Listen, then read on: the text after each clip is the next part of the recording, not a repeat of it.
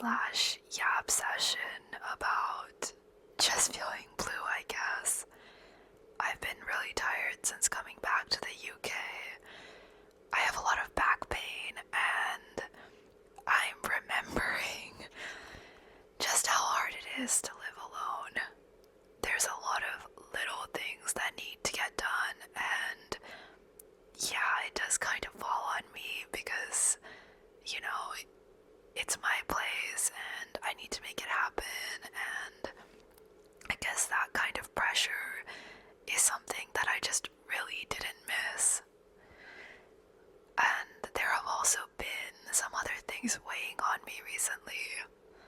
I guess we may as well get like a little personal. Just a little bit. Just a little bit. Since we're here now, I've been looking for a job, of course.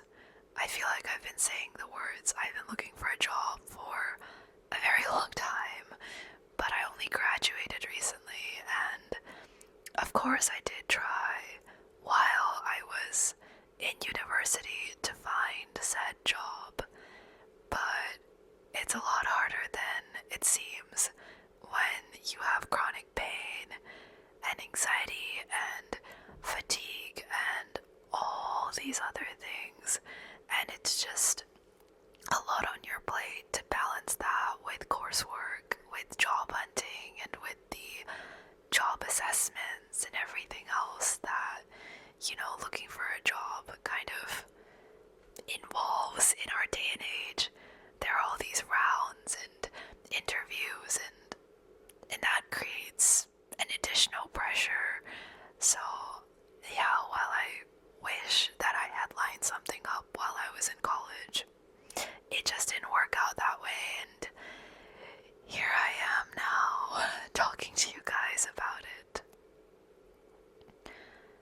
Anyway, I've just been thinking about the frustrations of making art when it feels like nobody cares, you know, the struggle to be creative when you feel discouraged. I'm not sure. That is to say, I think many of us probably feel this way. A lot of people will tell you this, but you only end up seeing the very successful people online, and those are the people that we watch, right? The big YouTubers, the big artists and writers and musicians.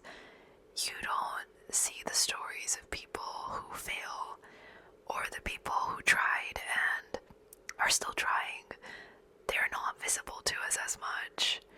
I mean, if you're watching my channel, I guess I am someone who's still trying, and hopefully, you know, you will like to support me in that journey. But regardless, I just have, I guess, so much empathy for people who are in a similar position to me, where it feels like you're just doing a thing and struggling to get somewhere with it and to make people care as well. I feel like there's this delicate balance because you need to believe that you'll get somewhere with something in order to start. You know, you have to believe in yourself, right? But then at the same time, you have to be very realistic, and that means recognizing that what you're doing is maybe not something that other people will be that interested in, or that might not succeed the way you want it to. And I'm having so much trouble walking that balance, that tightrope, you know. I feel like I have so many skills, I've done so much, you know, but at the same time, it also feels like I have to keep building myself up over and over again with each new failure, whether that's the failure of getting a job that I really wanted to, or the failure of being able to have the kind of lifestyle I want, where I continue to live alone, or I continue to maintain my independence. And so it does feel like every time something shifts with that, I need to just put so much work into building myself back up, and it does kind of wear me down a little bit. mean, I would love to hear what you guys have been struggling with recently, you know. What are some disappointments you faced? What's on your mind? I think it's something that we don't talk about enough as a society because there's a lot of pressure to maintain this illusion of being perfect. I know even on my own social media, you probably can't tell that I struggle with pain or that, you know, I have my own problems and demons that I'm facing and fighting every day. I think you probably just get an image of someone who's very bubbly and loves books and vlogging, and all of these things are true, but I also, yeah, you know, we're all complex people, right? I have other things that I also struggle with. I feel really grateful that I have the luxury of trying, if I'm being honest. I think that's also something that a lot of people don't have, and so that's also why, you know, I got 20 views on my last video, right? For this ASMR channel, and you know what? I'm back with this video, and I'm going to keep trying. I'm not going to let the 20 views stop me from expressing myself online and just exploring different editing things and just having fun with this, because I have so many ideas, you know. I don't want that lack of views or lack of audience to stop me at this stage. I think it's very important to have a little bit more faith in myself, even if it's really, really hard at the moment. For instance, you know, one of the ideas I have is like ASMR POV. Your girlfriend just got these slime toys and she's just telling you about her day, and she's just being very like silly and obsessed. And I really need to write the script for this video, so I haven't started on it yet, but I am kind of excited to play around with it. I am so curious to find out how well this mic is able to pick up the sound of slime, because obviously it's not the most sensitive, and in this case, it might actually be a good thing, because I'm in my kitchen slash living room, and as you can tell, there are appliances around me, and so there are sounds being generated from those appliances, and it does create a bit of an ambient background noise. And I think if my mic was stronger, I would have a lot of trouble filming in this particular setting, but because it isn't that strong, I can easily just set up my iPhone and just dive right in, and hopefully the sound quality in this video is still quite good. It's still tingly, and you're still able to enjoy it.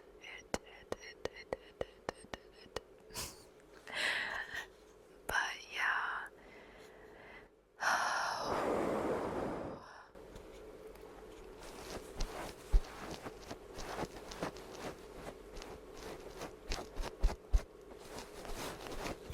So for the rest of my day today, I don't have anything terribly exciting planned, but it's something that I particularly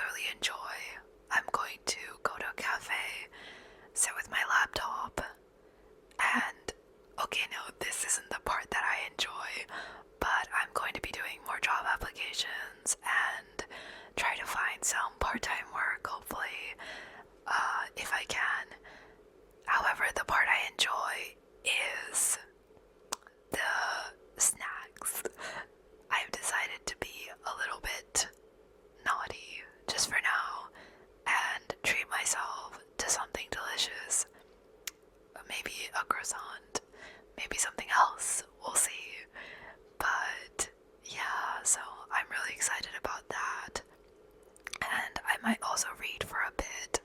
I have my Kindle here with me, of course.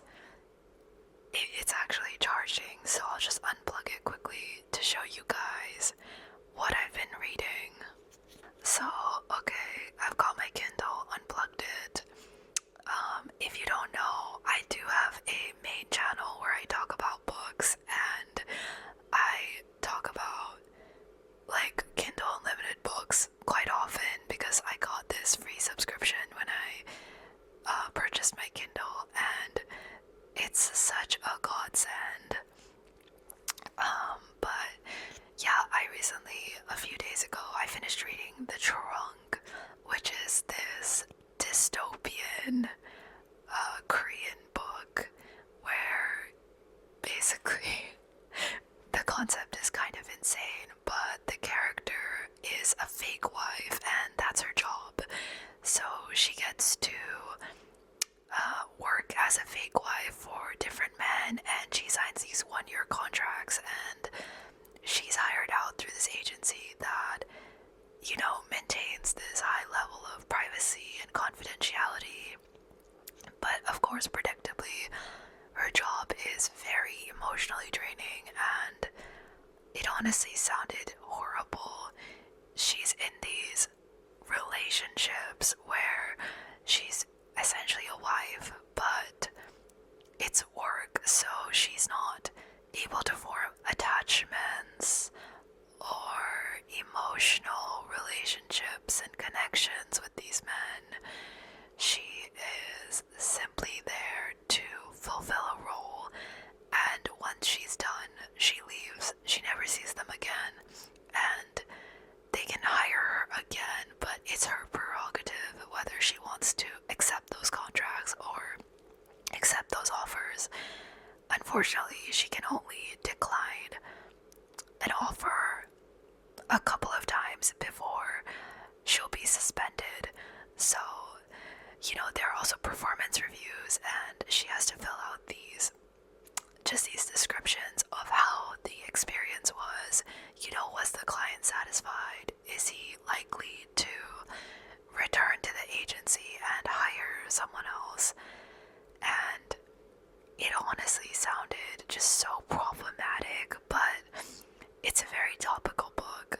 We live in a very lonely age, and I know the irony of me saying this as someone filming on my phone, but you know, I do my best to see my friends when I can, and I think it is hard when we spend so much of our lives like working and online, and it's harder to find friends and form connections. And so I'm not surprised that the society in this book is hiring people to act as marriage partners because for whatever reason, like loneliness, or you know, sometimes there are older clients who can't find someone to be with them and they have money, so they pay that agency. And so like I can understand how this kind of world came about based on the world that we live in. For instance, I saw some news about how people have AI girlfriends, which is definitely not a good thing. I don't want to be judgmental, but I don't believe it's healthy. You know, AI has its uses, but as something that you date, that's not one of them.